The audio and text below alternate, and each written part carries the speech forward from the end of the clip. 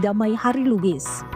Kata Kabid Humas Polda Metro Jaya Kombes Budi Hermanto, benar penyidik telah menerbitkan SP3 terhadap 2 tersangka, yaitu saudara ES dan DHL.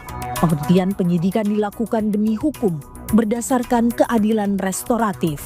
Terkait tersangka lain, Budi Hermanto menyatakan untuk tersangka yang tidak dihentikan perkaranya, penyidikan tetap dilanjutkan. Penyidik masih melakukan pemeriksaan saksi, ahli, serta melengkapi berkas perkara guna kepastian hukum. Sebelumnya, mantan Presiden Jokowi berharap penyidik Polda Metro Jaya mempertimbangkan restoratif justice setelah Egy Sujana dan Damai Hari Lubis menemuinya di Solo, Jawa Tengah 8 Januari lalu. Meski bicara soal keadilan restoratif, Jokowi enggan menjelaskan apakah ada permintaan maaf atau tidak dari keduanya. Dari pertemuan silaturahmi itu, ya, semoga bisa dijadikan pertimbangan bagi Polda Metro Jaya dan bagi penyidik untuk kemungkinan restoratif justice. Ada permintaan maaf enggak, Pak, datang dari mereka? Menurut saya ada atau tidak itu tidak perlu diperdebatkan. Karena menurut saya niat baik silaturahmi itu harus saya hormati dan saya hargai. Sementara Damai Hari Lubis sendiri membantah meminta maaf saat mengunjungi Jokowi di kediamannya. Kalau persepsinya minta maaf datang silaturahim, baik-baik kan memang dua-duanya. Oke. Bahkan Pak Jokowi sendiri bilang understanding. Nah itu Pak, bukan saya berarti mau ngelawan Bapak ya. Saya mah bakalan menang lawan Bapak. Bapak kan orang hebat. Ah enggak, Bang Egy yang hebat. Oke, jadi saya konfirmasi tidak ada permintaan maaf. Nggak ada. Tersangka tudingan ijazah Jokowi lainnya, Roy Suryo, bilang tak akan ikut-ikutan menemui Jokowi ke Solo.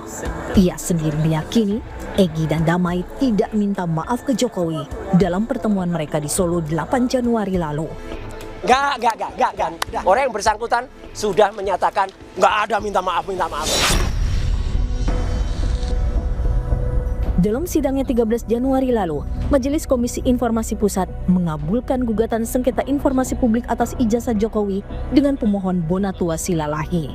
Putusannya, Majelis KIP memerintahkan termohon KPU memberikan 9 informasi yang ditutupi pada salinan ijazah Jokowi yang digunakan untuk pengajuan calon presiden 2014 dan 2019.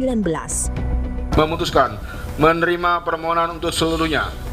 Menyatakan informasi salinan ijazah atas nama Joko Widodo yang digunakan sebagai peserta pencalonan Presiden RI periode 2014-2019 dan 2024 merupakan informasi yang terbuka. Memerintahkan kepada termohon untuk memberikan informasi paragraf 62 kepada pemohon setelah putusan ini berkekuatan hukum tetap. Sekitar setahun bergulir, polemik ijazah Jokowi menemui babak baru. Perkara 2 tersangka, yakni Egy Sujana dan Damai Hari Lubis, mendapat SP3 dari hasil proses keadilan restoratif usai bertemu Jokowi. Sedangkan tersangka Roy Suryo, Rismon Sianipar, dan Dr. Tifa berpeluang lanjut proses hukum setelah berkasnya dilimpahkan polisi ke kejaksaan. Sementara putusan KIP mengonfirmasi salinan ijazah Jokowi untuk pencapresan merupakan informasi yang terbuka.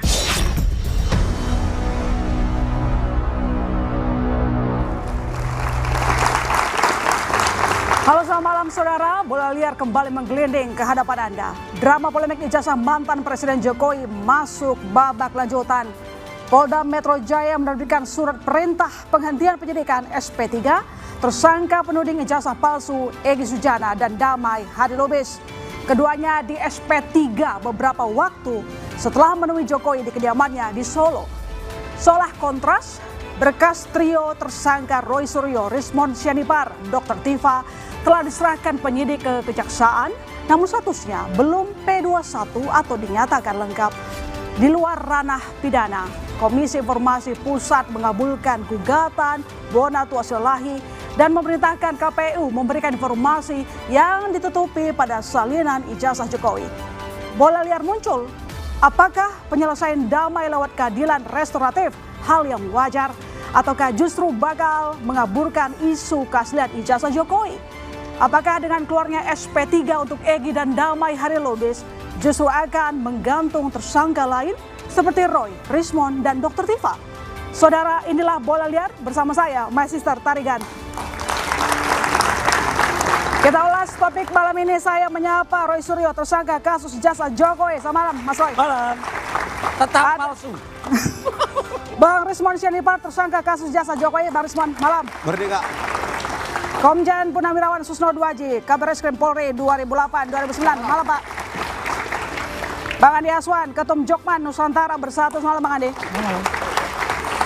Damai Harilubis, penerima SP3 kasus ijazah Jokowi. Selamat malam, Bang. Siap selamanya. Yakub Hasibuan, kuasa hukum Jokowi. Selamat malam, Bang Yakub. Selamat malam.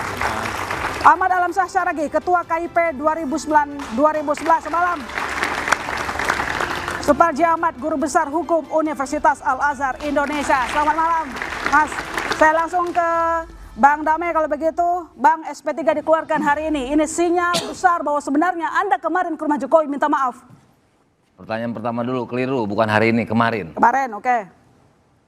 Ke Pak Jokowi, saya tidak tidak minta maaf. Tadi sudah disampaikan. Nah, kemarin juga di sini 2 hari yang lalu, saya tidak ada minta maaf. Tidak ada minta maaf. Tapi tidak lama berselang Anda dari rumah Jokowi keluar restoratif justice. Benang merahnya di mana? Masa kan nggak ada apa-apa lalu kemudian benang keluar merahnya aja? Adalah pada saat gelar perkara saya dan Bang Egy mengajukan nota pembelaan. Boleh saya sebut isinya? Boleh. Saya tidak terlapor. Saya belum pernah diadukan oleh Pak Jokowi melalui Dewan Kehormatan. Saya bekas sekretaris Dewan Kehormatan yang membuat putusan apabila ada pengaduan terhadap anggota kami se-Indonesia. 3 periode. Saya jurnalis. Saya belum pernah dilaporkan kepada majelis pers.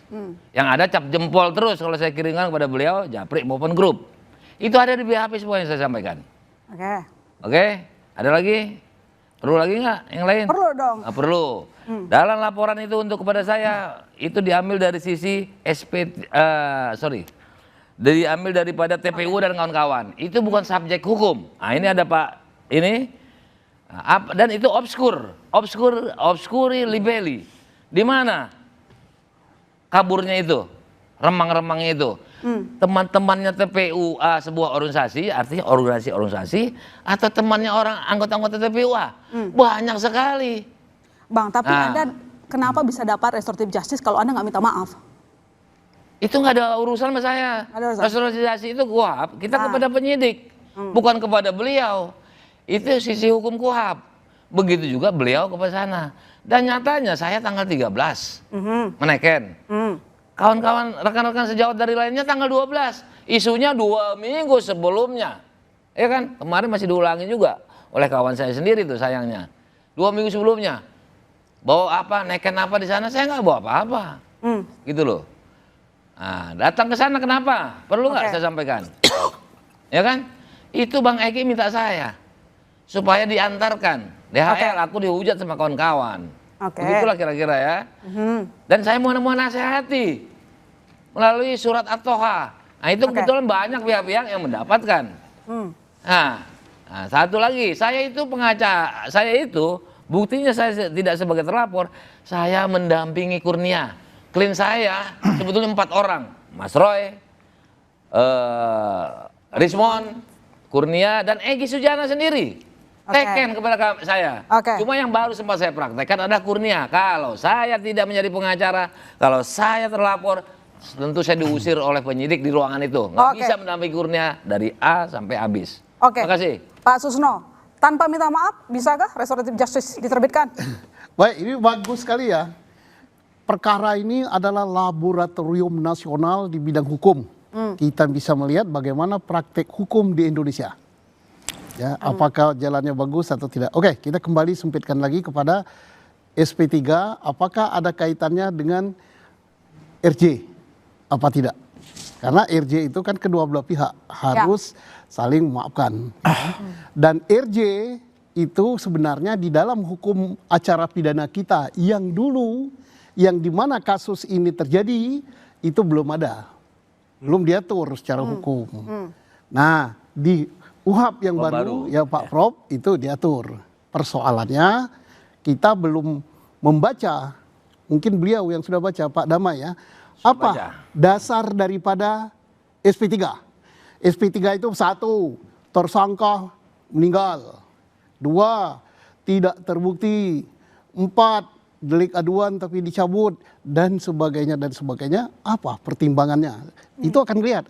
Kalau misalnya di dalam pertimbangan itu dicantumkan bahwa telah terjadi RJ. Nah, berarti ada karena RJ, bukan karena tidak terbukti, bukan karena dan sebagainya.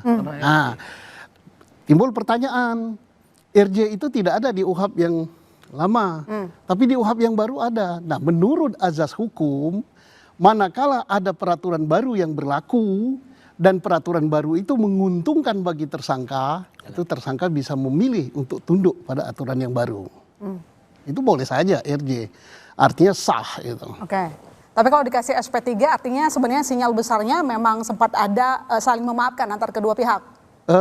Saya tidak mengatakan bahwa itu saling memaafkan. Kan statement Pak Jokowi kan jelas sekali kan, bahwa tidak mempersoalkan apa akan silaturahmi dan sebagainya. Nah, itu tinggal nurani masing-masing berbicara itu bagaimana. Saya tidak tahu pembicaraan itu. Dan maaf ini penonton mungkin lihat ya, saya duduk di sini saya bukan berarti pihak sini, bukan pihak sana ya. Saya duduknya di sana. Saya mengkaji sesuai dengan apa pengetahuan saya selaku penyidik, tapi kursi itu hanya 2 kursi gitu. Saya tadi hampir duduk di atas mic itu. Kombes Budi bilang sebenarnya keduanya kan meminta restoratif justice tuh. Artinya kan memang ada kesepakatan antara keduanya begitu untuk saling memaafkan. Akan terjawab manakala Pak Damai menceritakan apa pertimbangan hukum di dalam SP3 itu.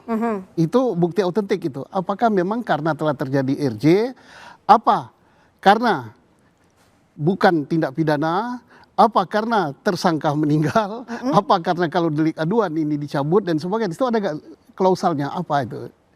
Nah, mungkin ada kesepakatan itu tidak baik dikasih atau apa-apa, terserah beliau itu. Bang Andi, jadi isi kesepakatan yang Anda tahu itu apa sampai akhirnya dikeluarkan terbitkan SP3 untuk Egy dan juga Bang Damai? Kita harus lihat dari sejarah ke belakang dulu sebetulnya ya. Jadi tanggal 17 Desember rekan kami dari Rejo, Bang Darmizal, berikut Bang Rahmat, itu bertemu dengan Bang Egy itu di rumahnya di Bogor. Sebelumnya tanggal 16 bertelepon, ya sebagai sahabat lama, sesama aktivis, ya dia menanyakan bagaimana kesehatan Bang Egy. Bang Egy yang mengeluh di situ, ya mengeluh nggak ada temen gua yang dukung gua di sini, gua lagi sakit cancer stadium 4 nih, gua kanker usus. Kaget Bang Najib. Oke kalau begitu aku datang aja ke rumah Bang Egy. Ya lu datang deh jam berapa? Jam 10. Iya ditunggu gitu. Datanglah tanggal 17. Bercerita Bang Egy mengenai penyakitnya. Dan masalahnya dia ini harus pergi ke Penang untuk check up lagi gitu loh. Karena dokter dia di sana untuk bicara itu. Nah kemudian dia juga ada sebuah buku dia menulis tuh. Yang ngambil video itu ada Bang Darmizal itu. Ya. Dia menulis di situ untuk saudaraku seiman, seislam, CBM, cerdas, berani dan militan. Nah, setelah itu tanggal 17 itu ya ada jeda, gitu kan? Bang Egy ini baru terbuka ya. Bang Egy datang ke kantornya Bang Darmizal tanggal 5 Januari. Itu atas inisiatif Bang Egy Sujana sendiri meminta ke Bang Darmizal untuk memfasilitasi bertemu dengan Pak Jokowi. Tanggal 5 Januari di kantornya Bang Darmizal. Itu ada bukti fotonya ada untuk itu ya. Nah disitulah Bang Egy bilang, lu tolong buat aja appointment ya. Semuanya itu saya yang tanggung sendiri buat saya gitu loh. Jadi kita ketemunya nanti di Solo kalau sudah oke. Tanggal berapa? Oke, tanggal 8 jam 4 sore. Ya. Bang Damai ini diajak nih nggak tahu prosesnya, hanya diajak oleh Bang Egy gitu. Pada saat itu. Karena Bang Darmizal juga tahu ternyata ada Bang Damai juga diajak. Karena terpisah nih. Jam 3:30 Bang Darmizal itu sudah ada di rumah singgah. Ya. Bang Egy datang jam 4.30 di situ.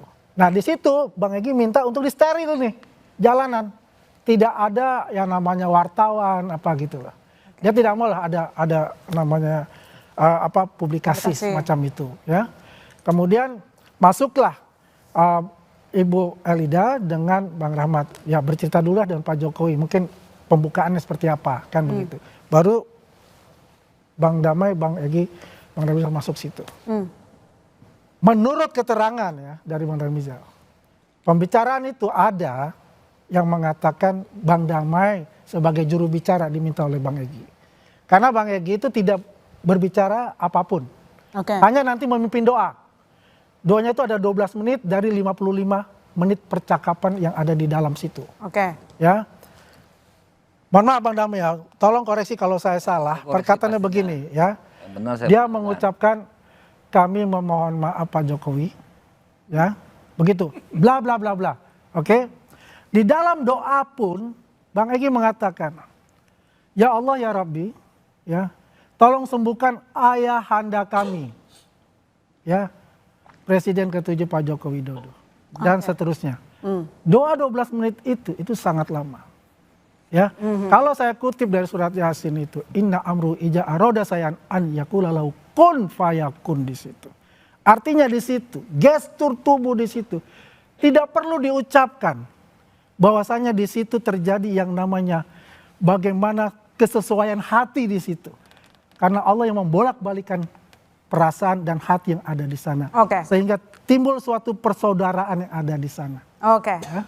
Jadi ada yang menarik ketika datang masuk ke sana, Pak Jokowi menyambut dengan salam. Tapi yang jelas memang ada permintaan maaf ya? Secara verbal, Bang Egy tidak ada permintaan maaf. Secara verbal. Kan diwakilkan. Kan dia nggak berbicara. Dia hanya berbicara pas waktu memimpin doa. Katanya. Kan begitu ya? Iya. Ini kan ada dua saksi di dalam. Katanya Darmijal. Gitu kan? Terserah kalau dia ini. Kan kita paham betul bagaimana RJ itu kan prosesnya seperti apa. Nggak mungkin itu tidak akan terjadi. Dan Pak Jokowi tidak akan mempersalahkan. Mau diucapkan atau tidak diucapkan. Yang penting adalah sisi kemanusiaan beliau melihat keadaan dan kondisi Bang Egy Sujana yang notabene adalah sebetulnya sahabat beliau. Kenapa saya katakan sahabat beliau? Tahun 2012 Bang Egy Sujana itu membantu juga Pak Jokowi dalam tim kampanyenya juga. Kan itu. Dan 2006 ketika pembukaan LBH-nya Pak Bang Egy dengan Bang Todung Mulya Lubis yang resmikan adalah Pak Jokowi. Begitu loh. Bang Damai, Anda mendengar, Anda melihat gestur permintaan maaf dari Bang Egy? Kan Anda ikut? Lebih baik versi saya aja. Ini versi kan Anda. saya yang hadir. Dan sudah saya sampaikan ke publik dan Bang Egy juga sudah sampaikan publik. Dia juga nggak salah kalau beliau dengar ceritanya seperti itu. Kan gitu. Karena berubah-ubah. Sekarang saya jadi juru bicara kan. Nah itu yang masuk pertama adalah pengacara Bang Egy. 20 menit kemudian baru saya. 5 menit kemudian atau 3 menit ya baru Bang Egy yang masuk. Jadi kalau jubir itu kan artinya udah kumpul semua ya. Itu sebuah teori. Mungkin Bapak sebagai penyidik ini ahli, pakar ya, praktisi tahu.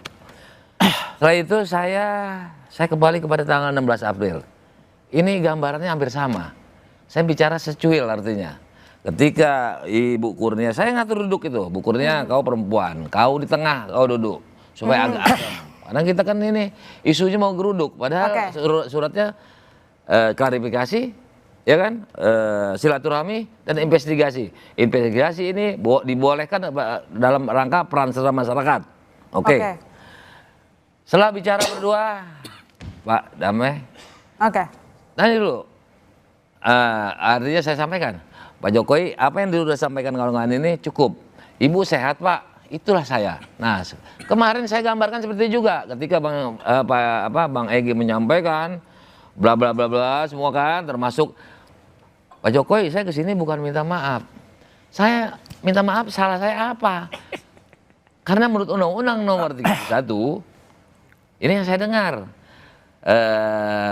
Undang-Undang Nomor 31 tahun 2014 tentang Lembaga Perlindungan Saksi Korban pasal 10, saya ini nggak bisa dilapor. Apalagi saya ini dilindungi oleh undangan advokat dan lain-lain. Poin strongnya adalah Undang-Undang 31 yang pertama kali disebut. Oke. Nah, saya ditanya, ya kan, giliran lah gitu. Saya bilang, 2 kali saya ulang. Dari sisi hukum, apa yang disampaikan Bang Egy itu, saya sama. Oh, oke. Baik, Gitu. sebelum kita lanjutkan dialog nanti kita. dulu. Oh, Pak coba Jokowi silakan. bilang, ya understanding lah. Sudah. Oke. Nah ini sudah diucapkan, sepertinya sama-sama lah. Oke. Artinya restoratif justice ini saya terserah, yang penting saya di SP3. Oke, Yang baik. jelas saya punya nota pembelaan dan faktual. Baik, kita dengarkan dulu pernyataan dari Egy Sujana setelah menerima SP3, saudara. Saya datang Pak Jokowi yang saya hormati, saya berharap jangan salah info. Saya ke sini mungkin Bapak terima, mungkin pembisik-pembisiknya menyatakan Egy datang meminta maaf. No way, jelas ya. Saya datang bukan untuk minta maaf. Itu saya sampaikan depan beliau. Nggih, itu saya senang dengan kebaikan beliau luar biasa dalam akhlak ya, akhlak. Kalah saya. Nah, lalu yang saya menarik lagi, Bapak Jokowi yang terhormat, dia menyatakan saya harus bagaimana. Nah, disitulah baru ada RJ itu. Saya minta perintah Kapolri kepada Kapolda, Kapolda kepada Dirkrimum, cabut cekal saya dan SP3-kan saya. Itu yang saya bilang tuh. Dia langsung reaksi. Pak Sarip, ajudannya, panggil polisi. Nah, saya baru tahu di sana ada polisi, bukan saya didampingi polisi. Oke, Mas Roy, Anda masih yakin tidak ada permintaan maaf dari Bang Damai dan juga Bang Egy? Saya lebih percaya statement langsung dari Bang Egy yang tadi siang itu di Bandara Soekarno-Hatta dengan Bang Daniel Lubis daripada parater mul yang hanya dengar-dengar dari orang lain. Itu jelas, tidak ada minta maaf dan sudah jelas bahwa Bang Egy juga menyatakan mengutip surat At-Toha, ya, mengibaratkan bagaikan Nabi Musa dan Nabi Harun datang ke Fir'aun. Jadi apakah yang di Solo itu Fir'aun? Ya saya nggak ngerti itu kata-katanya Bang Egy. Meskipun sudah diterbitkan SP3, Anda tetap yakin? SP3 itu, nih aku udah pegang nih suratnya SP3. Ya, silakan diteliti dan mungkin silakan apakah itu Propam ataukah itu nanti tim dari kepolisian, Pak Susno. Tolong dilihat, surat ini itu pertimbangannya nggak ada. Jadi 1, 2, 3, 4, 5, 6 itu adalah laporan dari Jokowi, Lecumanan, Kamis Samuel II, kemudian juga dari Ade Kurniawan. Kemudian penetapan TSK, SPDP. Ya. Nah setelah itu langsung loncat SP3. Oke. Jadi harusnya kan ada RJ, ada restoratif justice, ada juga permohonan maaf. Dan dalam KUHP yang baru, di pasal 79, itu ada syarat. RJ harus dilakukan secara tertulis. Oke. Dan RJ itu ditangani di Polda Metro Jaya, bukan polisinya datang ke Solo. Ini apa-apaan ini? Ini pengkhianatan besar terhadap KUHP yang baru berlaku beberapa hari yang lalu. Dan artinya begini, dengan adanya ini, satu lagi yang harus dipecahkan, Mbak Alona dan juga semua pemirsa. Jokowi itu melaporkan 5 orang. RS Roy Suryo, RHS Rismon, TF Dr. Tifa, kemudian ES Egy Sujana, dan K Kurniawan. Betul, Bang Damai Hairul Lubis tidak dilaporkan. Kok bisa orang yang tidak dilaporkan dicabut oleh Jokowi? Jokowi kan gak melaporkan DHL. Dan kalau mau mencabut satu ini, kenapa bisa ini dicabut satu di antara 5? Ini di splitsing dulu. Kita bicara de jure, bukan hanya de facto. Bang Yakub, Mas Roy mempertanyakan kok bisa pencabutan dilakukan oleh pihak kepolisian. Nanti dijawab Bang Yakub, kami segera kembali saudara. Tetap di Bola Liar. Oke baik Pak Susno, jadi berarti memang restoratif justice harus ada yang namanya pertimbangan ya? Harus ada minta maaf dan kalau memang itu bisa dilihat di SP3-nya. Saya kira pegang SP3-nya. Ya, Bang Yakub ada pertimbangan dalam restoratif justice atau enggak? Ada jelas ya, di SP3-nya nanti mungkin bisa dikonfirmasi langsung oleh pihak yang menerima langsung bahwa saya bacakan sedikit bahwa sehubungan dengan rujukan di atas diberitahukan kepada kepala bahwa terhitung mulai tanggal sekian penyidikan yang diduga dilakukan oleh tersangka Damai Hairul Lubis dihentikan dengan alasan demi hukum berdasarkan keadilan restoratif sebagaimana resume singkat hasil penyidikan terlampir. Nah, jadi sudah jelas bahwa SP3-nya itu dikarenakan adanya keadilan restoratif. Nah, saya harus sampaikan juga nih sedikit di sini bahwa dari tadi saya menyimak sekali diskusi yang cukup panjang mengenai kronologis bagaimana sih kedatangan Bang DHL dan Bang Egy Sujana ke kediaman Pak Jokowi. Saya tentunya tidak hadir di situ, saya harus sampaikan pada saat itu. Jadi saya tidak bisa terlalu detail mengatakan apa yang terjadi dalam situ. Tapi yang dapat saya sampaikan, dan ini sudah disampaikan langsung oleh Pak Jokowi kepada kami, adalah pertemuannya berjalan dengan sangat baik. Silaturahminya itu berjalan dengan sangat kekeluargaan. Bayangkan saja Mbak, kalau ada orang yang bertamu, masa buat apa? Masa mau berantem? Pasti kan berbaik-baikan. Setelah itu pun Pak Jokowi juga sampaikan, tidak perlu diperdebatkan. Apakah itu mengenai maaf-maafan, saya understanding. Nah tadi Bang DHL yang sampaikan, Pak Jokowi yang menyampaikan itu. Pak Jokowi menyampaikan saya sudah understanding. Jadi kalau saya melihatnya, jika ada perdamaian di antara kita, itu adalah hal yang sangat baik. Perdamaian ada karena ada permintaan maaf? Kembali lagi, itu tidak perlu diperdebatkan karena silaturahminya berjalan dengan sangat baik. Jadi kembali lagi ya, perdamaian di bangsa ini, dalam beragama, dalam bermasyarakat, itu kan hal yang baik. Jadi itu bukan hal yang seharusnya ada orang berdamai malah mencurigai kiri kanan. Justru kita harus syukuri ada hal itu. Dan itu adalah spirit dari KUHP yang baru. Oke. Itu mungkin yang harus di-highlight juga Mbak. Oke, baik. Bang Rismon, jadi Bang Damai dan juga Bang Egy bisa dapat SP3 karena apa menurut Anda alasannya? Minta maaf lah. Ya, maaf. Pasti itu. Meskipun disangkal, tapi kan ada satu waktu saya dengan Muhammad Rahmat itu berdiskusi secara live itu kan jelas dikatakan sekuensnya. Ada permintaan maaf, ada saling mendoakan, terus bahkan ada berangkulan. Silakan bantah Muhammad Rahmat, jangan kami. Gitu loh. Ya. Jadi yang pasti bagi saya ini egoisme sih. Bang DHL, bagaimana kita berdiskusi panjang tanggal 15 April. Untuk apa? Untuk Republik ini. Perbaikan sistem seleksi KPU mendatang. Ini bukan masalah personal kita. Masalah Roy Suryo, DHL, Rismon, Tifa, bukan. Supaya ada perbaikan sistem seleksi KPU ke depan. Ada transparansi, kebutuhan rakyat untuk transparan. Jangan sampai ada lagi wapres yang gak lulus SMA. Diloloskan cawapres itu nggak lulus SMA, hanya modal surat keterangan yang abal-abal itu. Jangan sampai itu terjadi. Ini demi Republik kita, bukan masalah Egy Sujana, Rismon, siapa? Rismon, apalagi Rismon, siapa? Rakyat jelata. Ya. Jadi kalau ini kan saya kembali lagi ingat ke perkataan Pak Joko Widodo bahwa ini harus disettle secara terhormat, diselesaikan berwibawa, bermartabat di pengadilan. Di pengadilan.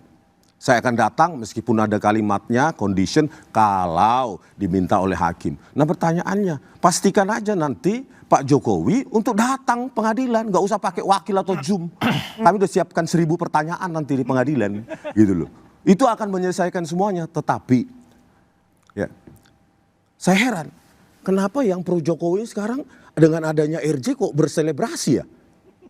Padahal Pak Jokowi menyatakan harus diselesaikan, dituntaskan di pengadilan secara bermartabat. Nama saya dipulihkan. Kalau semua nanti RJ, nggak terpulihkan dong namanya Pak Jokowi. Kalau semua nanti RJ, kami datang, RRT datang, RJ, yang lain lagi datang, RJ. Nama Pak Jokowi akhirnya menggantung. Harusnya pihak pro Jokowi kecewa sama Pak Jokowi kok dikasih RJ itu. Dituntaskan di pengadilan, asalkan Pak Jokowi menjaga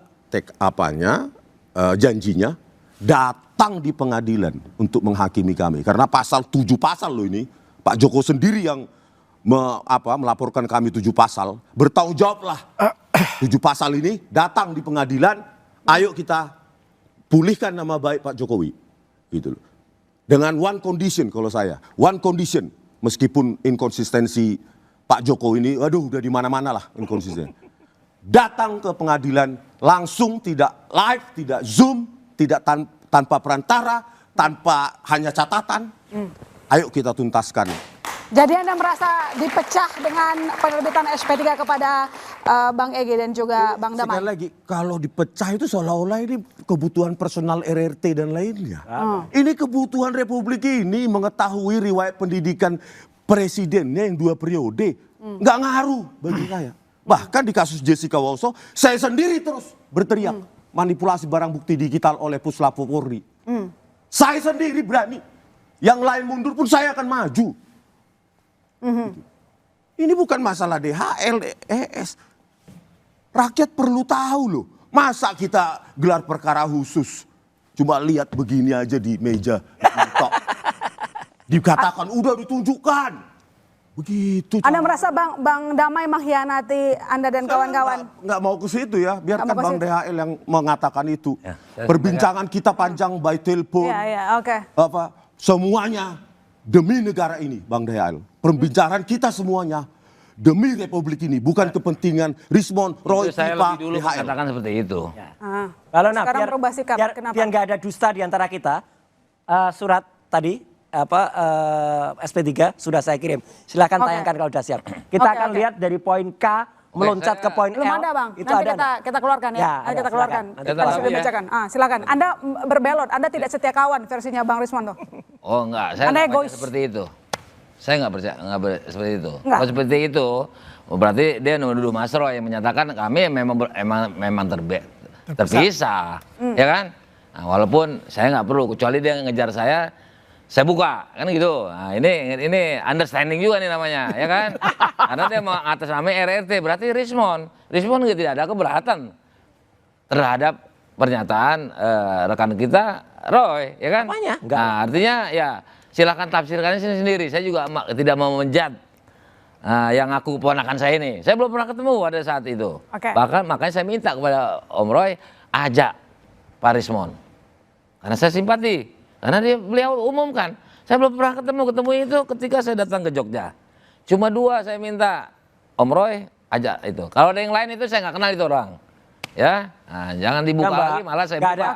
Gak ada pecah di antara kami, nggak ada. Oh, Ini yang bikin masalah Jokowi. baik. Nanti saya lanjutkan di floor. Nanti dulu.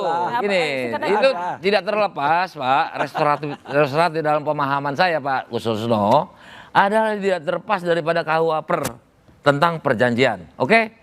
Walaupun tadi Pak Jokowi menyatakan tidak ada, jangan bicara maaf-maafan lagi, ya kan? Saya juga mengakui saya tidak ada minta maaf. Bang Egy juga, kalau Pak Rismon kan itu asumsi, karena nggak ada di situ. Dia menilai ya. Yang mengatakan Bang Muhammad Rahmat, kami artinya kan gini, apakah percaya mutlak itu 100%, sedangkan Pak Roy itu jadi pecah juga dong RRT. Pak Roy percaya sama saya dengan ini. Artinya berarti menyerahkan aja kepada publik. Karena saya juga nggak dengar langsung. Saya nggak nonton loh. Ya kan? Kalau Pak Rahmat yang tempo hari ada di sana, yang menyatakan seperti itu, artinya ini sudah menyampaikan. Jadi kami sama-sama menyampaikan. Artinya gini, bagian daripada perjanjian. Yang jelas saya neken. Ketika pihak di sana meneken, saya neken itu kan udah jadi. Neken RJ itu, neken RJ. Neken RJ, tanggal 12, saya ngaku kan, bohong tanggal 12, saya 100% bohong. Tapi saya tidak mengupas tentang pengacaranya Egy. Jangan-jangan sebelumnya atau apa saya nggak mau tahu. Saya tanggal 13 neken. Artinya mau diartikan. Itu restoratif. Pak Suparji, jadi bagaimana ketika SP3 diterbitkan? Apakah ada tanda-tanda tidak ada jadi kalau dibilang Anda? Bang, gantian Bang. Sebentar dulu. Posisinya udah di depan masih bicara. Ya, pertama supaya ini tidak menjadi bola liar. Kembalikan pada aturan hukum yang berlaku. Memang bola liar. Memang bola liar acaranya. Maka kita arahkan seperti itu, jadi bola liar. Yang kedua, sesuaikan dengan fakta yang ada, masalah, dan berikan solusi yang tepat. Faktanya adalah ada perkembangan tentang kasus dugaan ijazah palsu ini yang di SP3. Jadi sudah kita baca bahwa alasannya adalah demi hukum. Dan kita harus mengacu bahwa ini prosesnya penyidikan, dan dalam KUHP yang baru, pasal 361 KUHP itu ketika perkara dalam proses penyidikan, penuntutan, maka penyelesaiannya menggunakan KUHP yang lama. Tetapi secara material bahwa nanti menggunakan KUHP yang baru, kecuali yang menguntungkan atau meringankan bagi seorang terdakwa. Jadi clear di situ. Maka kalau kita mengacu pada konteks keadilan restoratif, pada dasarnya kan bergeseran dari keadilan retributif menjadi keadilan restoratif. Di mana pada dasarnya adalah sebuah musyawarah untuk mencapai kesepahaman antara pelaku dengan korban untuk memulihkan korban tadi itu. Ya tentunya salah satu instrumennya adalah jika merasa dicemarkan nama baiknya, merasa difitnah, maka kemudian ada instrumen untuk permohonan maaf. Maka untuk itu memang secara clear keadilan restoratif itu diatur di pasal 79 sampai 88 KUHP yang baru. Dan itu mekanismenya mulai dari penyidikan, penuntutan, sampai di persidangan. Dan kemudian ada syarat-syarat, bukan residivis, maksimal 5 tahun, dan kemudian ada perjanjian di penyidikan dan sebagainya. Maka dalam hal ini bahwa memang mensyaratkan tadi itu understanding, sepahaman tadi itu, ada permusyawaratan.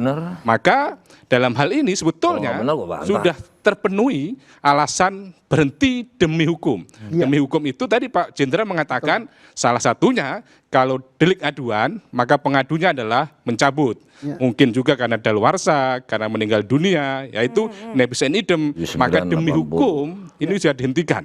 Maka alasan dihentikan perkara ini SP3-nya demi hukum karena adanya keadilan restoratif. Mestinya diperjelas lagi keadilan restoratif karena adanya pencabutan aduan dari pihak pelapor. Tadi persoalannya adalah Bang Damai ini tidak orang yang dilaporkan.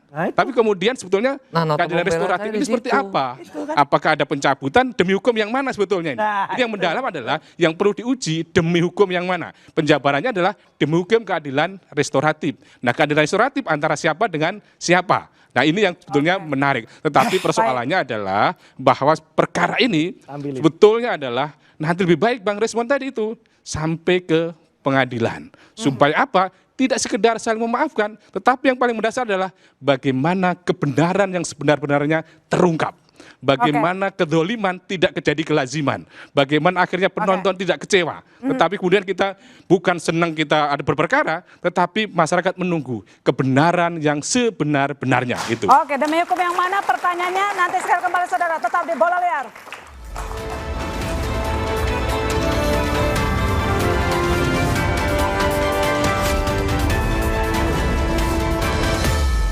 Pak Lamsah, pasal berlapis diberikan kepada 2 klaster. Di satu klaster tersebut, akankah delik aduan bisa dicabut? Pak. Sorry, gimana?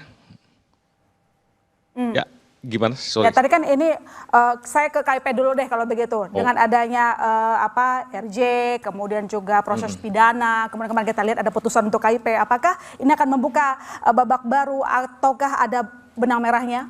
Oke, kalau di Komisi Informasi itu kan yang dia putuskan itu adalah status informasi karena dia punya tujuan untuk memastikan bahwa hak orang untuk mengakses informasi itu layak untuk dipenuhi atau tidak gitu ya. Nah, permintaannya kan saya lihat itu bukan cuma sekedar salinan, termasuk juga di situ kalau Bonatua kemarin meminta sampai prosedur, verifikasi, ke UGM juga ada minta SOP dan lain sebagainya. Dengan kata lain sebetulnya pemohon informasi itu ingin mengetahui prosesnya sampai di mana dan apakah dilakukan sesuai dengan SOP. Putusan ini yang terkait dengan salinannya sendiri itu menyatakan bahwa dokumen salinan yang disertai dengan penghitaman oleh KPU RI itu tidak beralasan secara hukum. Jadi semua yang dihitamkan di dalam dokumen ijazah itu harus dibuka dan diberi waktu kalau sesuai undang-undang 14 hari setelah diterima putusan untuk memenuhi. Jika tidak dalam 14 hari itu silahkan keberatan gitu ya. Jadi kalau dalam 14 hari nanti KPU tidak melakukan keberatan ke pengadilan ya berarti putusan Komisi Informasi inkrah dan kemudian ijazah itu mulai dari sekarang mungkin sampai 1000 tahun lagi mungkin ya harus diberikan salinannya seperti itu. Jadi kalau saya lihat manfaatnya satu bahwa salinan ijazah itu adalah dokumen yang memang terbuka. Ada dari KPUD, ada juga dari KPU RI. Nanti yang bersangkutan kalau memang nanti KPU memberikan ya, menerima putusan Komisi Informasi, kalau tidak dia dalam 14 hari harus mengajukan keberatan ke pengadilan. Tapi kalau sudah inkrah maka pemohon harus bisa menerima salinan itu. Silahkanlah nanti melihat apakah semua salinan yang ada di KPU Solo, kemudian yang di KPU RI atau di tempat lain itu kira-kira sama atau tidak gitu kan. Biasanya kalau dalam penelitian tentang status satu dokumen itu kan orang mau lihat identifikasinya dulu apakah identik atau tidak gitu ya, dilihat. Yang kedua, kalau menurut saya, Dona, ini kan sebetulnya manfaatnya adalah kita baru sadar juga bahwa untuk ijazah seorang presiden itu hanya dilakukan proses verifikasi batasnya, bukan autentikasi ya. Nah, ini mungkin masukan nanti untuk undang-undang pemilu ke depan ya. Kemudian juga di KPU SOP-nya mungkin harus sampai ke sana. Jadi wajar kalau Andri selama ini nggak menerima karena tidak pernah ada proses autentifikasi. Jadi kalau nggak ada autentikasi ya batasnya adalah salinan yang sudah diverifikasi, statusnya begitu yang diberikan oleh KPU. Itu pelajaran yang mungkin bermanfaat ya dari putusan Komisi Informasi ini. Sayang memang kita agak lambat, harusnya dari dulu sehingga nggak tidak harus terlalu keras gitu kita bertengkar. Kira-kira begitu loh. Nah, Bang Rismon, jadi putusan KIP kira-kira menurut Anda bisa menjadi amunisi baru untuk Anda dan kawan-kawan atau tidak? Ya itu sudah sangat logis ya. Bukan hanya presiden, semua ijazah pemimpin politik, pemimpin publik, jabatan publik ya harus dibuka. Ini kan karena selama ini banyak buzzer yang menggiring-giring itu. Logika waras di publik, ya Anda dibayar oleh rakyat, fasilitasi, dihidupi, ya gantinya ya Anda harus transparan, bukan terjadi chaos. Kalau Pak Jokowi nanti ini, lihat nanti ada menteri, ada gubernur, bupati, wali kota yang akan diminta. Ya memang sudah sepantasnya, kalau diminta ya dikasih, bukan chaos. Kalau enggak ya udah. Sama seperti saya, rakyat biasa. Tapi putusan KP kira-kira jadi amunisi atau enggak nanti? Ya jelas. Gitu loh. Bahwa kalau selama ini kan kami dikatakan, memang apa hak kalian meneliti ijazah Joko Widodo? Itu jawaban KIP. Itu terbuka. Maka layak untuk diteliti. Gitu loh. Sudah sepantasnya sebenarnya Pak Joko Widodo terus terang. Apakah hanya memiliki ijazah sarjana muda, rakyat pasti mengampuni. Ya, karena apa? Sesuai dengan yang disita oleh Polda Metro Jaya sebagai tergugat di sidang KIP juga itu. Informasi itu. Barang bukti yang kami sita adalah transkrip nilai sarjana muda untuk keperluan sarjana muda itu. Yang disita. Itu terbongkar juga di sidang KIP lagi-lagi. Kalau ini konflik ini, bukan konflik, isu ini. Ya, tidak kami bongkar. Tentu tidak ada Dr. Bonatua Silalahi yang menggugat itu. Tentu tidak terungkap di sidang KIP bahwa ternyata transkrip nilai sarjana muda tuh yang yang disita. Oke, jadi apa yang kira-kira bisa di dalam lagi dengan salinan ijazah itu? Banyak sekali ya. Memang informasi warna itu tentu hilang akibat salinan, fotokopi dari warna menjadi grayscale atau keabuan. Tetapi ada informasi lain, yaitu posisi letak huruf relatif terhadap penguncinya. Apa itu penguncinya? Logo UGM. Di situ posisi kalau bergeser berarti tidak pada waktu yang sama, pada periode yang sama. Karena satu plate itu tentu tidak bergeser. Itulah yang kami tuliskan di JWP. Belum lagi analisa glip dan bentuk huruf. Makanya saya bilang kalau ini memang mau dilanjutkan ke pengadilan oleh Pak Jokowi, ya tentu 1000 pertanyaan akan kami tuliskan itu, akan kami rangkum. Tambahin dikit Pak Alona. Jadi gini, memang akhirnya KIP itu memutuskan ini harus dibuka. Dan karena ini sifatnya adalah hitam putih seperti tadi diterangkan oleh Bang Rismon, tidak ada informasi warna yang bisa muncul. Tapi artinya putusan KIP itu mengikat kepada 5 KPU. Tadi sudah disebutkan. KPU pusat itu untuk Pilpres 2019-2014. KPU DKI untuk 2012, KPU Solo untuk 2005-2000. Nah, ini nanti kita punya kunci. Tapi kan sebenarnya diputuskan itu cuma salinan, Mas Roy. Gak apa-apa, bukan hanya salin. Nanti kita akan bisa melihat apakah pelegalisasi ini benar atau enggak. Posisinya, apakah pejabat dekan Fakultas Kehutanan yang menandatangani itu ada atau enggak. Di sini misalnya ada Profesor Dr. Muhammad Naim. Oke, Muhammad Naim ada di 2010, ada di 2012, ada 2014. 2019 adalah Profesor Budiadi. Nah, yang 2005 siapa? Ternyata kalau itu salah, berarti dari awal memang ini bermasalah. Itu saya sudah punya kuncinya nanti. Kita bongkar semua nanti. Saya akan dibongkar. Dikit aja Bang, dikit aja. Saya izin meluruskan sedikit. Saya izin meluruskan sedikit bahwa Pak Jokowi itu bukanlah pihak ya.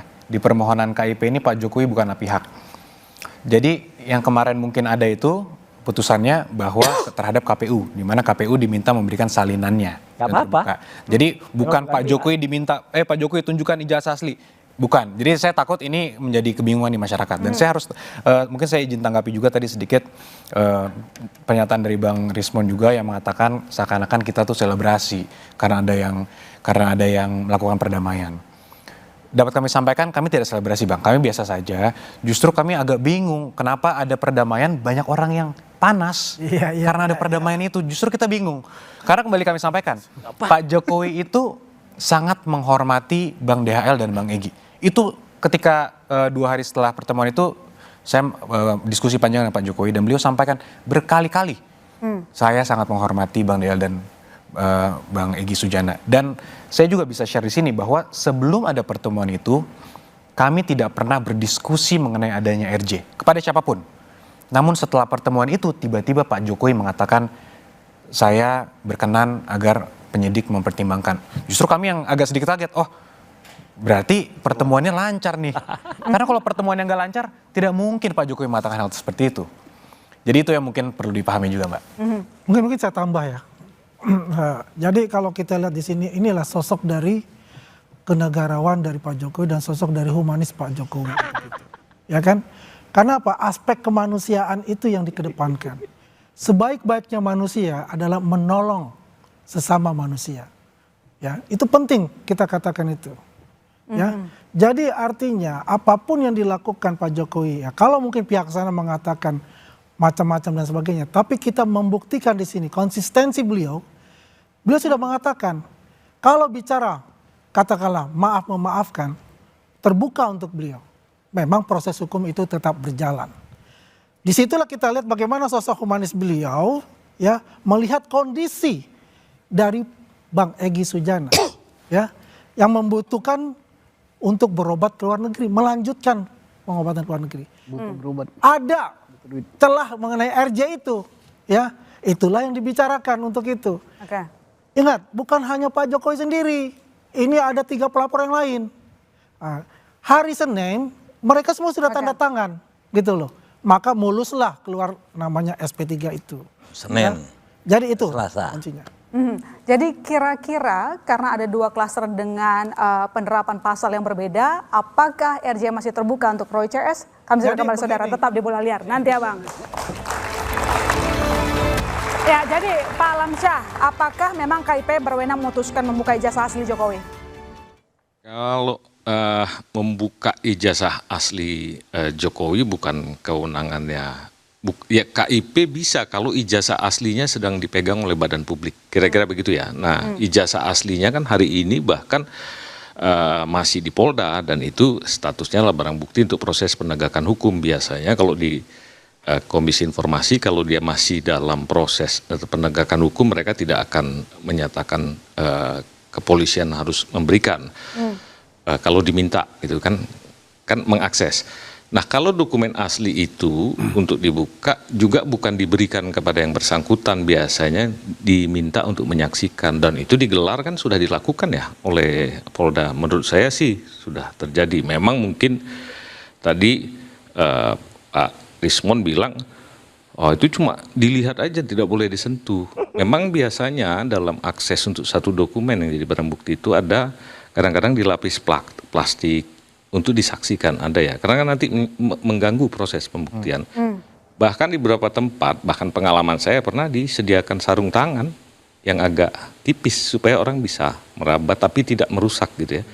Nah, apakah kemarin dilakukan ke situ atau tidak ya tentunya ada SOP-nya sendiri di Polda ya. Polda yang akan lebih tahu tentang itu. Tapi setidak-tidaknya bahwa menyaksikan itu sudah diberikan aksesnya. Walaupun ya tentunya kalau cuma menyaksikan kan teman-teman tidak bisa membandingkan dengan salinan di tempat yang lain. Tapi barang itu sekarang ada.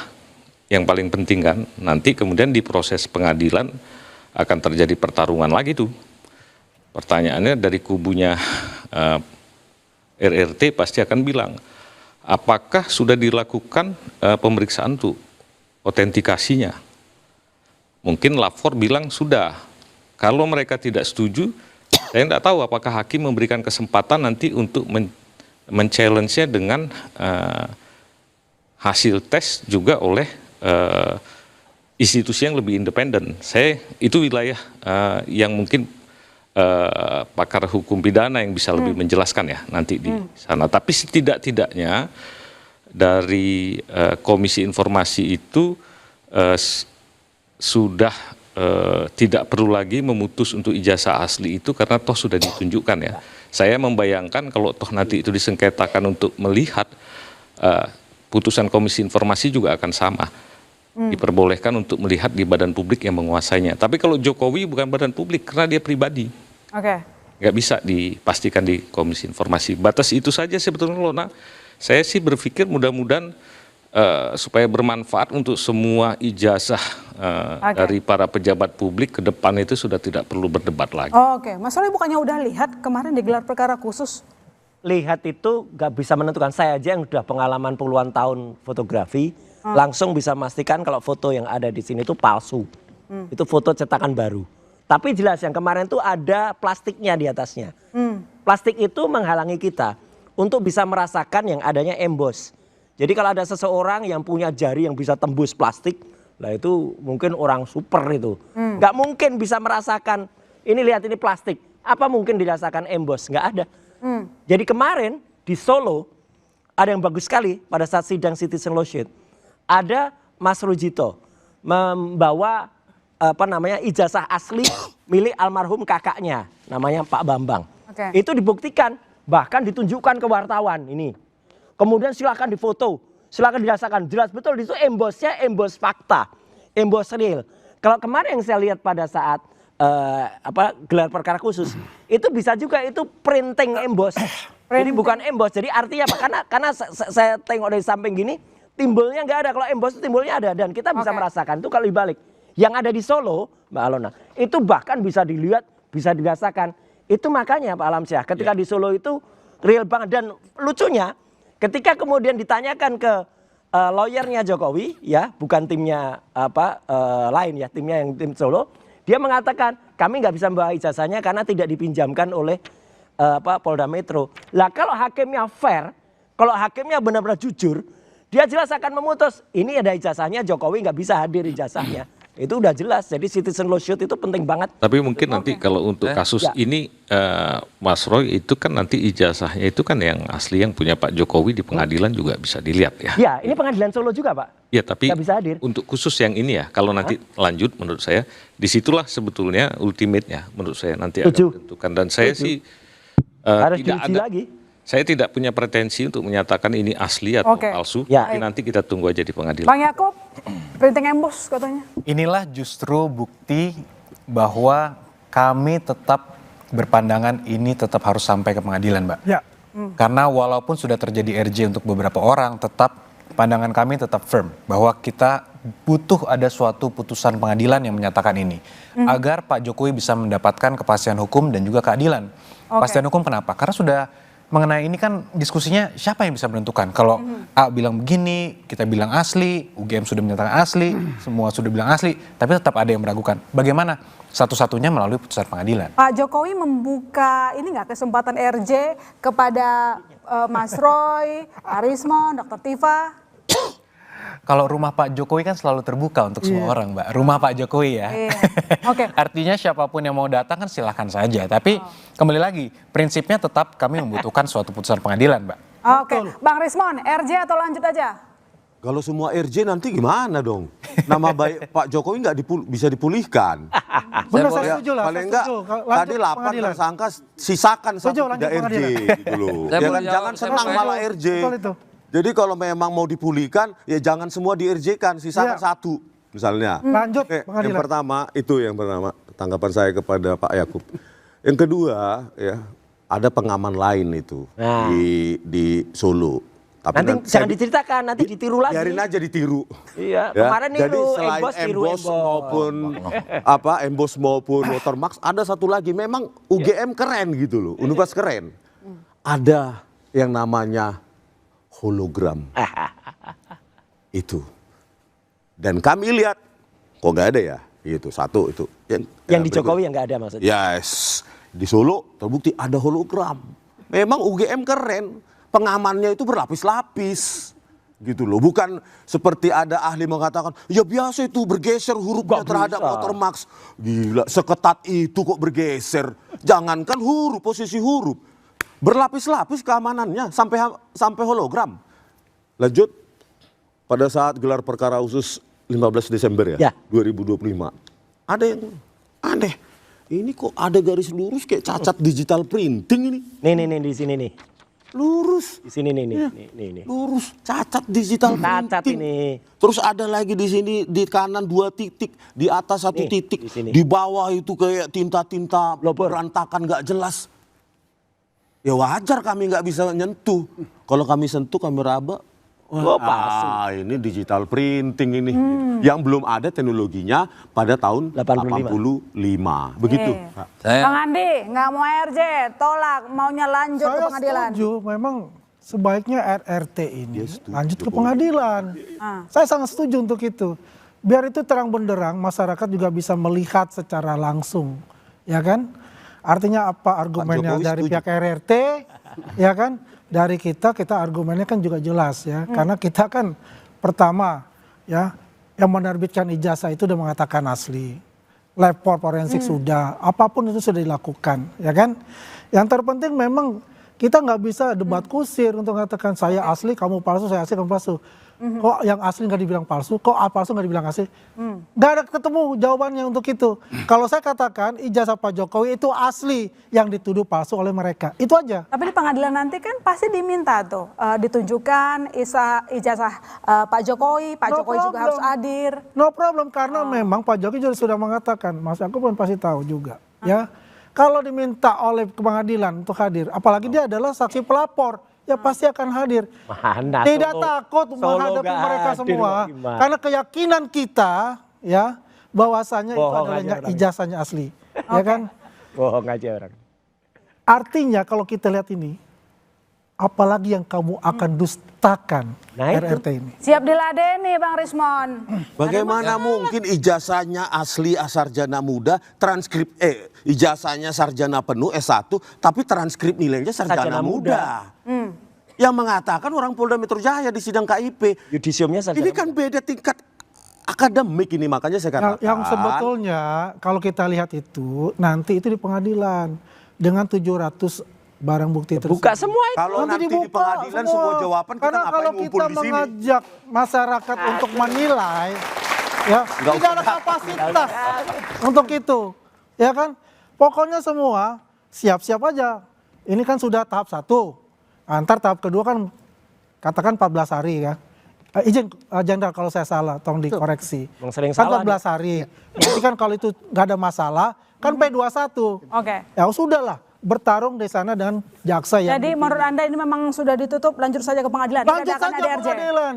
Ya kan? Itulah namanya gentleman. Ya. Tapi kenapa sampai sekarang belum P21 soalnya? Itu kepentingannya itu adalah penyidik dan jaksa. Nggak ada buat kita. Kita ini posisinya defensif, menunggu. Ya. Apakah itu dilimpahkan silakan. Tidak ditahan pun kita tidak ini kok. Kita tidak pakai kita cawe-cawe, enggak. Ini saya tadi dipotong. Kan begitu. Iya. Data saya ngomong. Lanjut Bang. Lanjut.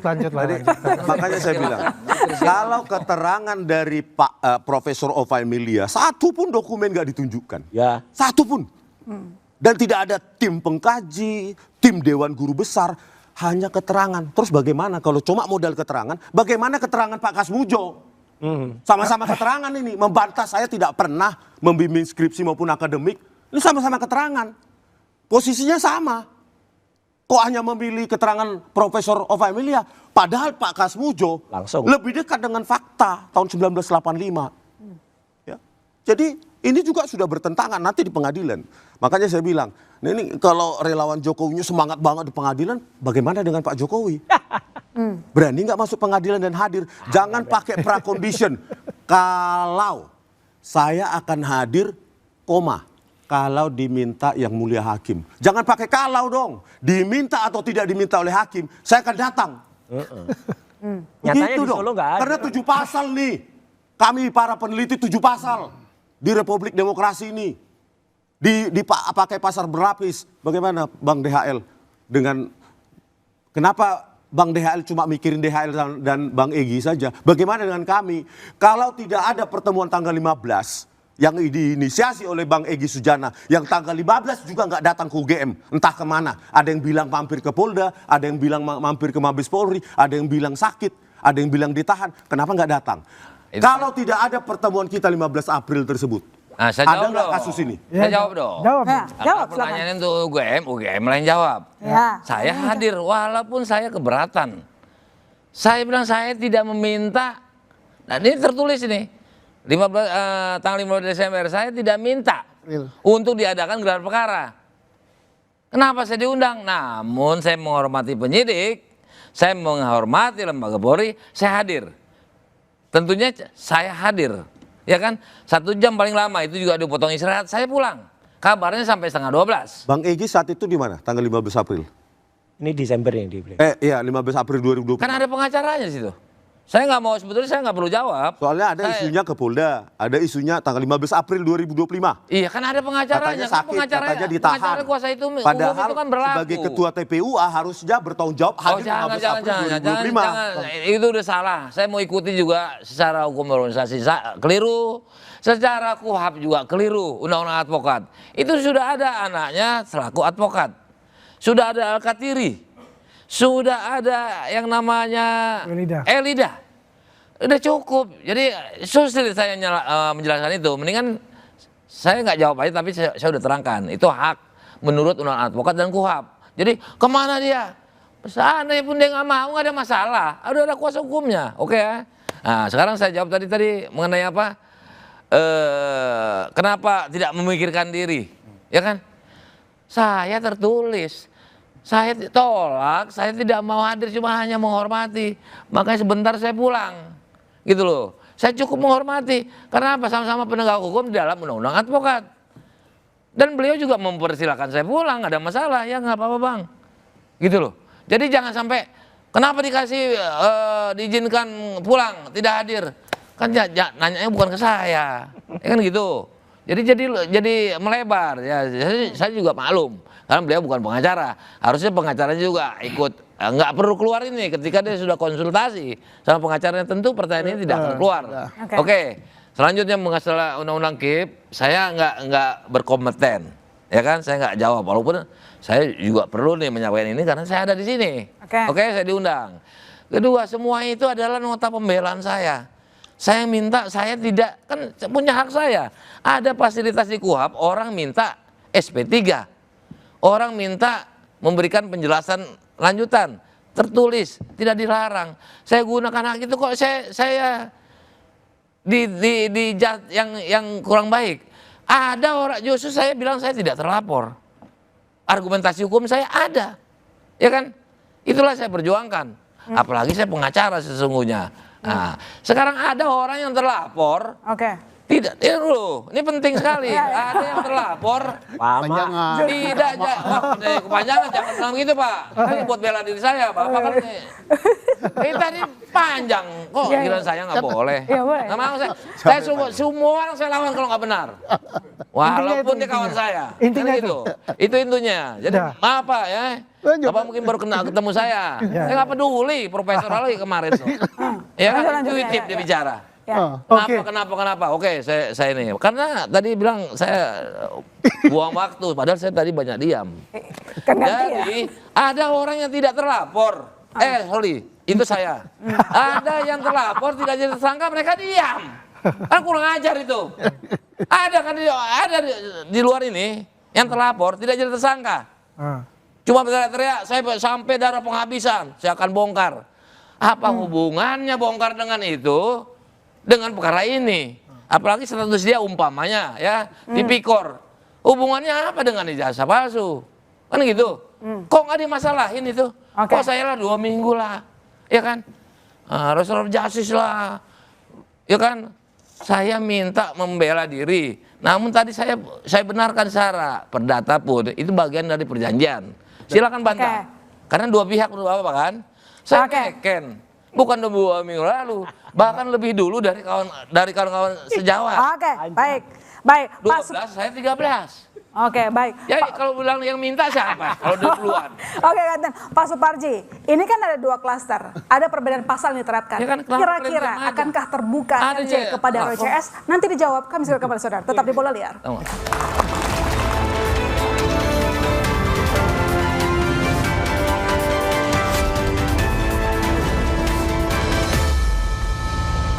Ya, Pak Suparji, singkat saja, masih terbuka RJ untuk Roy CS dengan perbedaan pasal dan klaster? Ya, pertama kita senang perdamaian, ya. Cinta perdamaian. Tapi jangan sampai perdamaian dengan ada dusta. Jangan sampai perdamaian tidak berlandas pada kebenaran. Jangan sampai kedamaian tanpa kepastian hukum. Maka menurut saya, jalan pengadilan adalah jalan yang terbaik untuk merepresentasikan sebuah kebenaran.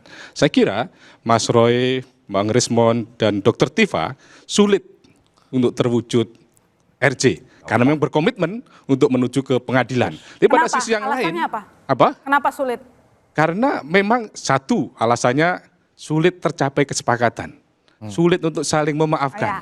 Sulit tercapai perdamaian. Dan ancaman hukumannya juga di atas 5 tahun. Dan banyak teknis yang kemudian menjadi kendala. Dan komitmennya adalah membawa ini untuk mengungkap kebenaran secara terbuka, ada sebuah rekonstruksi fakta berdasarkan alat bukti yang didukung dengan barang bukti. Saya mengutip Bang Jenderal tadi, Pak Jenderal tadi, bahwa ini jadi laboratorium hukum bagi bangsa Indonesia. Dari KIP tadi ada pembelajaran yang menarik. Bagaimana ke depan verifikasi diganti dengan autentifikasi. Jadi itu yang betulnya kita kapitalisasi dalam proses perkara ini menjadi lebih baik bangsa dan negara ini. Oke, jadi Mas Roy, dengan adanya SP3, apakah Anda melihat memang proses pembuktian organisasi palsu sengaja untuk dibatasi, sengaja untuk menghalangi? Sekali lagi, kalau saya tetap menghormati ya apa yang dilakukan oleh Damai Hairul Lubis dan Bang Egy. Karena bahkan siang hari tadi Bang Egy Sujana itu masih WA ke saya, Japri. Silahkan terus berjuang, brother Roy. Jadi saya jawab siap. Tapi saya sekali lagi tetap mempertanyakan, karena dalam surat SP3 itu loncat ini. Dari poin K sampai dengan L itu loncat, sayang tidak bisa tampil ya. Tapi ini jangan ada dusta di antara kita. Karena ini dari surat pemberitahuan dimulai penyidikan, K, poinnya 14 Juli, tiba-tiba loncat ke L, surat ketetapan tentang penghentian Januari. Ini kan aneh banget, harusnya ada seperti tadi kata Jenderal Susno, harus ada dasar-dasar RJ. Harus ada kemudian tuh kedua belah pihak tanda tangan. Dan itu harus dilakukan di Polda Metro Jaya. Lagi tadi Prof tadi Suparji benar banget. Jadi kalau di atas 5 tahun nggak bisa di RJ. Apa yang diancamkan ke klaster 1 itu pasal 160 di Undang-Undang 1 tahun 46 undang yang lama itu di atas 5 tahun. Itu 6 tahun jadi nggak bisa di RJ. Jadi harusnya persoalan nggak bisa pendek. Gitu loh, harus bisa dibikin panjang gitu loh persoalannya. Harus jadi, bisa dibikin panjang. Sebentar. Jadi persoalan ini nggak bisa kemudian gitu aja. Harus bisa kemudian tidak bisa dipisah-pisah. Ini harus bisa dioplos. Nah kayak BBM ini. BBM itu harus bisa dioplos. Nggak bisa. Jadi persoalannya harus bisa panjang. Jangan pendek. Gitu loh. Luar biasa. Kesimpulannya beliau walaupun setuju itu ngambang, anomali. Enggak. Dari bahasa ini seolah-olah saya ancamannya 6 tahun nggak bisa RJ. Iya. Gitu. Oke ya. Pertama saya adalah penyidik memberikan. Jadi harus panjang. Saya sudah berusaha berjuang untuk meyakinkan dengan dasar hukum, bukan intuitif. Ya kan? Bukan subjektif. Tapi saya menunjuk asas legalitas. Oke? Dan itu saya sampaikan. Nah kalau keberatan soal itu, permasalahan di sini, tingkat penyidikan ini belum, pasal 361 Pak, itu memakai undang-undang baru. Oke. Nah undang baru itu berapa tahun dan itu bukan kategori masalah hukum kalau dalam KUHP itu masalah ancaman hukum. Tapi bukan perkosaan, bukan pembunuhan, bukan korupsi. Itu tidak termasuk kategori saya. Oke, baik. Saya Udah nanti kita tangkap, undang Bang. orang yang ngomong gitu saya tahu. Kita debat di sini. Oke, Bang Rismon, sudah ada SP3 kepada klaster kedua. Kira-kira apakah Anda yakin bersama Mas Roy, Dr. Tifa memenangkan pengadilan? Tak mau. Ya. Roy CS tak mau. Mau asal Pak Jokowinya yang minta maaf pada rakyat. Ya kan? Sebenarnya dengan ditampilkannya transkrip nilai yang nggak ada tanda tangan dekan, pembantu dekan oleh Dirtipidum itu, sebenarnya itu saya kira sinyal dari polisi udahlah Pak. We have no document yang mendukung itu. Kenapa? Karena ijazah itu lahir dari sebuah proses. Lah kalau transkrip nilainya nggak utuh begitu, tanpa tanda tangan dekan, pembantu dekan, kok bisa ini diklaim otentik? Kan gitu saja. Belum lagi kita ke Desa Kotoyan, nggak ada yang kenal di sana KKN itu. Pak Rismon, maaf nih. Bentar, Pak Rismon Abang udah Ganten, konsul Abang belum Ganten. dengan Udah. penasihat Mas hukumnya? Andi, jadi gimana? Nah, Katanya itu kan asal kalau rahasia Jokowi ngapain yang minta maaf, baru mau damai. Kalau nggak, ya nggak mau. Lanjut terus, panjang jalannya. Jadi kalau kita, ya, kalau mereka meminta untuk tetap panjang, kita panjang. Kita ikuti terus itu. Ya mungkin saya, Ibu Kurnia, ya, kemudian Pak Rizal Fadila, ya, terus Rustam ingin mengikuti jejak Bang Damai atau Bang Egy, ya siap-siap mengantar lah. Kayak kumpul Untuk datang ke Solo kalau mau minta RJ. Dan RJ itu belum tentu akan diterima, kan gitu. Ya kan? Ada proses-proses untuk itu, ya. Tapi kalau punya niatan seperti itu, kita terbuka kok. Kita bisa antarkan untuk ke sana. Oke. Itu satu poin dulu ya. Yang kedua itu ya, kalau kita bicara bolak-balik yang mengenai adanya barang bukti itu, kita lihat di pengadilan aja, nggak usah takut untuk itu. Kita 100% ijazah Pak Jokowi asli. Oke, baik. Bang Susno, jadi apa yang bisa kita keluar di pengadilan? Adanya SP3, ada RJ. Oke. Malam ini adalah malam yang paling bagus sesuai judul bola liar. Sekarang kita ciutkan, bola liar itu digiring kan. Judul malam ini, isu ijazah palsu Jokowi, RJ, SP3, kemana arah perkara? Terjawab semua malam ini. RJ sudah terjawab bahwa memang RJ itu sah secara hukum dan polisi tidak salah. RJ ada dasarnya, yaitu kesepakatan dan diakui sudah ditandatangani. Berarti sah RJ itu. Dan itu menurut profesor itu adil. Keadilan berdasarkan retroactive justice. Timbul pertanyaan lagi, apakah akan ada keadilan kata profesor tadi berdasarkan kebenaran dan sebagainya, masih ingin sampai ke pengadilan. Walaupun hukum acara kita yang baru itu mengizinkan untuk itu. Timbul pertanyaan, ada yang ancaman hukumannya 6 tahun. Bisa saja, asalkan pasal 6 tahun tadi menurut penyidikan itu tidak terbukti. Yang 6 tahun tidak terbukti, yang 5 tahun ke bawah itu masih dalam penyelidikan atau penyidikan, itu bisa di RJ. Why not? Nah sekarang artinya apakah perkara ini akan sampai ke pengadilan? Dalam saat ini sampai mungkin acara ini ditutup, RJ ada, ke pengadilan ada kemungkinan. Tapi ada juga kemungkinan RJ juga. Tergantung di sini. Bang Yaakob, jadi arahnya kemana nih? Ada SP3, ada RJ. Semua RJ juga nggak kira-kira nih? Tadi sudah dirangkum dengan sangat luar biasa oleh Jenderal Susno tadi semua showcase malam ini ya. Tapi pada prinsipnya kami sangat menghormati semua yang disampaikan oleh Pak Rismon, Mas Roy dan semua tersangka. Itu hak mereka untuk melakukan pembelaan tentunya. Tapi oleh karena itulah makanya kenapa kami meyakini sangat dibutuhkan persidangan nanti untuk nanti majelis hakim yang menilai. Karena tanpa itu klien kami tentunya tidak dapat mendapatkan kepastian hukum dan keadilan. Dan dari awal kami melapor, kami sudah sampaikan dengan clear bahwa Pak Jokowi, the moment Pak Jokowi masuk ke Polda, masuk SPKT lapor, Pak Jokowi siap untuk hadir di pengadilan. Oke, baik. Pak Alamsyah, jadi nanti pengadilan apa yang bisa dibuka, apa yang bisa didengarkan oleh publik, informasi publik? Kalau pengadilan semua ya terbuka ya. Apa aja kalau terkait dengan salinan? Kalau dengan salinan nanti kan kita akan Ijazah. dengar bahwa dari salinan itu dilihat apakah sinkron dengan yang asli. Yang jauh lebih penting sebenarnya apakah autentikasi itu kemudian valid. Ya. Seperti yang pernah saya sampaikan di sini juga. Nanti kita akan dengar perdebatan di situ apakah carbon datingnya clear, apakah ink datingnya clear, terus apakah semuanya itu memang identik. Oke. Saya bukan orang yang terlalu percaya kalau cuma tanda tangan, kadang-kadang agak berubah kalau tanda tangan. Jadi layak nggak kira-kira ijazah asli Jokowi nanti diungkap di pengadilan? Diperlihatkan? Kalau sudah di pengadilan nggak ada yang bisa menghambat kalau hakim bilang bukan. Baik. Ya, jadi saya kira kita tunggu aja lah nanti ya. Tadi udah, mau ngomong apa singkat aja, tapi tadi udah motong soalnya. Pak Roy itu mencegah dirinya sendiri RJ. Jadi penasihat hukum itu saya perlu nasihati. Dia mengancam Pak Roy tidak bisa RJ berarti. Bukan masalah itu. Yang penting karena ada yang takut nanti di pengadilan. Kita buktikan ijazahnya apa. Kita tunggu faktanya di pengadilan. Dengan demikian, terima kasih Bapak-Bapak telah bergabung di Bola Liar. Saya masih kita dengan pamit. Sampai jumpa minggu depan. Jadi bukan